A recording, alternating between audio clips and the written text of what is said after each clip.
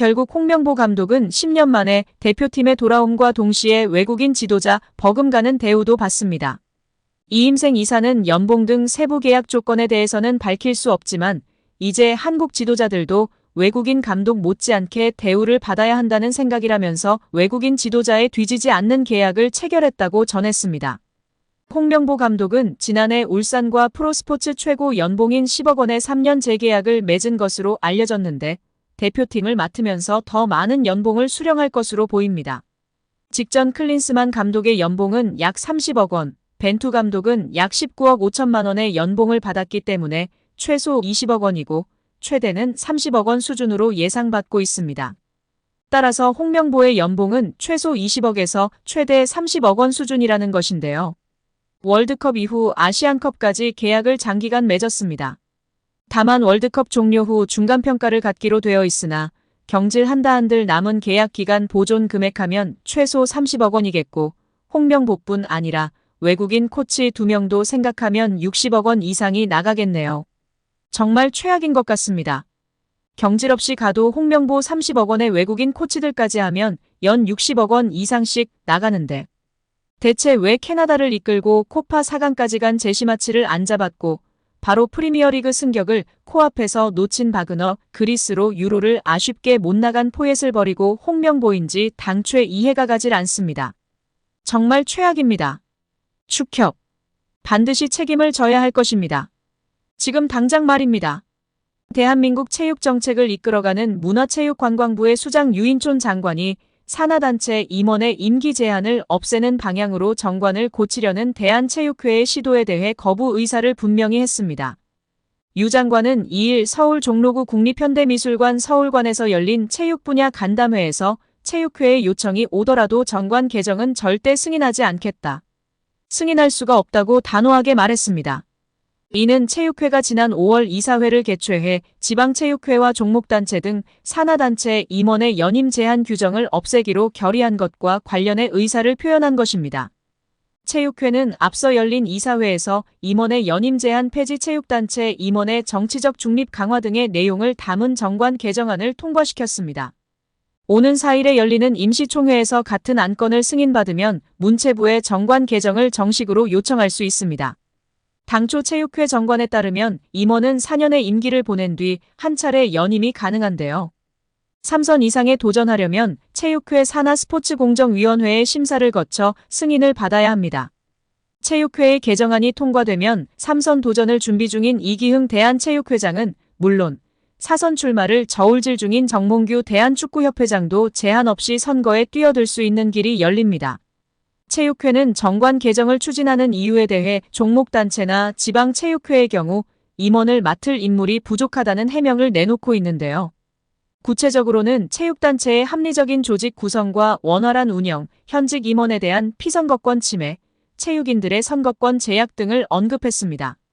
하지만 이에 대해 체육계 안팎에서 사실상 새 인물의 진입 장벽을 만들기 위한 용도로 쓰일 가능성이 더 높다. 제대로 된 공론화 과정을 거치지도 않았다며 반발하는 목소리가 높은 상황입니다. 유 장관은 우리 문체부가 승인하든 안 하든 체육회가 맘대로 하고 싶다면 그렇게 하라면서 대신 나라 돈을 받지 않으면 된다. 매년 4,200억 원이라는 어마어마한 돈을 정부로부터 받아 쓰는데도 학교 체육이든 엘리트 체육이든 계속 낭떠러지로 가고 있다. 이런 상황에서 기득권자들이 회장직을 유지하는 게 그리 중요한가라며 날을 세웠습니다. 이어 주무부처인 문체부 입장에서는 되지도 않을 일에 대해 허가하고 자시고 할 게 없다며 부정적 입장을 거듭 드러냈습니다. 유 장관은 아울러 문체부가 체육회를 거치지 않고 지방체육회와 종목단체의 예산을 직접 배정하는 방식으로 시스템을 개편하겠다는 뜻도 분명히 했습니다. 유인촌 장관은 여러 가지로 올림픽 시작 전부터 여러 전반과 어려움과 걱정과 올해 내내 체육 정책에 대한 우려의 목소리가 많았다. 그 가운데서 올림픽이 성과를 많이 내고 선수들이 열심히 자신의 몫을 초과해서 달성해줬다. 그랬기 때문에 더 지금의 체육의 정책을 새롭게 다듬고 개혁하고 바꿔야 할 적기라고 생각한다고 말했습니다. 이어 지금 뭔가 새롭게 다시 태어나지 않으면 계속 이런 일이 발생할 소지가 많다. 배드민턴 하나를 얘기하기보다 전체적으로 체육 정책을 들여다볼 필요가 있다. 학교 체육, 생활체육, 엘리트 체육 다시 확실히 정리하겠다. 정책, 예산 다 반영돼야 하기 때문에 예산 정리된 다음에 어떻게 바꾸고 개혁할지 말씀드릴 예정이다라고 예고했습니다. 또 현재 축구협회도 감사 중에 있다. 감사관실 직원들이 축협 나가서 감사하고 있기 때문에 그런저런 결과가 나오면 나중에 결과를 발표드리겠다고 덧붙였습니다. 문체부가 협회에 어떤 형식으로 제재를 할 수 있는지도 질문이 나왔다. 이정우 체육국장은 협회 내 스폰서 제도, 국제경기 연령 제한에 대한 것까지 언론에 나왔다. 조사를 해본 다음에 감사를 하고 권고 형태로 나갈 수 있다. 배드민턴협회는 연간 70억 정도의 국고보조를 받는다. 그 예산으로 실제 선수 지원에 제대로 쓰이는지 볼 예정이고 일단 권고 형태로 나갈 예정이지만 조금 더 조사가 진행된 다음에 보고 드리겠다. 여기에 문화체육관광부가 본격 대한축구협회 감사에 돌입한 가운데 홍명보 축구대표팀 감독 선임 과정에서 명백한 하자가 나올 경우 초유의 극단적인 조치가 나올 가능성도 있는 것으로 보입니다.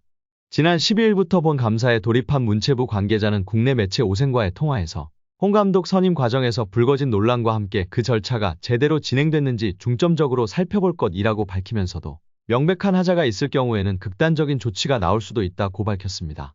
이 관계자는 극단적인 조치에 대해 대표팀 감독 선임을 원천적으로 무효화하는 것을 말한다고 설명했습니다. 한마디로 협회가 홍 감독을 대표팀 사령탑으로 선임하는 과정에서 절차 규정을 위반했다고 결론 내릴 경우 초유의 대표팀 감독 선임 취소 사태가 벌어질 수 있다는 말입니다. 다른 문체부 관계자도 실질적으로 감독 선임을 무효화한다는 것은 쉽지 않을 것 같다. 감독 선임을 다시 돌릴 수는 없지 않겠나면서도 기초조사 과정에서 문제가 발견돼 감사의 필요성이 나왔다.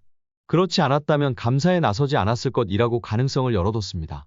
중요한 것은 그만큼 문체부가 축구협회 관련 사안을 중요하게 생각하고 있다는 것입니다. 정치권까지 눈여겨보고 있는 만큼 이번 감사를 통해 국민들이 납득할 수 있는 결과물을 내놓겠다는 의지가 강한 상태입니다. 여기에 대한축구협회가 11회 연속 월드컵 본선 진출에 도전하는 홍명보호를 위해 파격적인 지원에 나선다고 알려지며 논란이 일고 있습니다. 21일 축구 전문 인터넷 매체 풋볼리스트에 따르면 축구협회는 2026 국제축구연맹 북중미 월드컵 아시아 지역 3차 예선 일정과 관련 대표팀이 요르단전 원정 경기를 마친 뒤 국내로 복귀하는 과정에서 전세기 운영을 검토 중입니다. 전세기 투입 검토는 B조에서 가장 강력한 상대로 꼽히는 이라크와의 대결을 앞두고 최대한 빨리 귀국해 선수들의 컨디션을 조절해야 한다는 판단이 깔린 것이라는 분석이 나옵니다.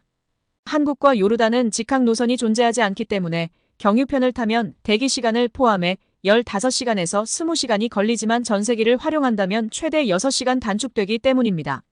보도 내용을 보면 전세기로는 전보 비행기라고 불리는 초대형 기종인 A380 기종이 유력한 것으로 알려졌습니다.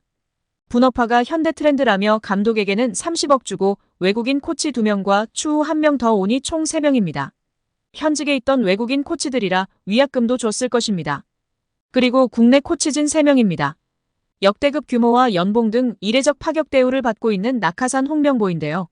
속히 자진 사퇴 혹은 문체부 감사에 따른 선임 취소 명령이 나오길 바랍니다.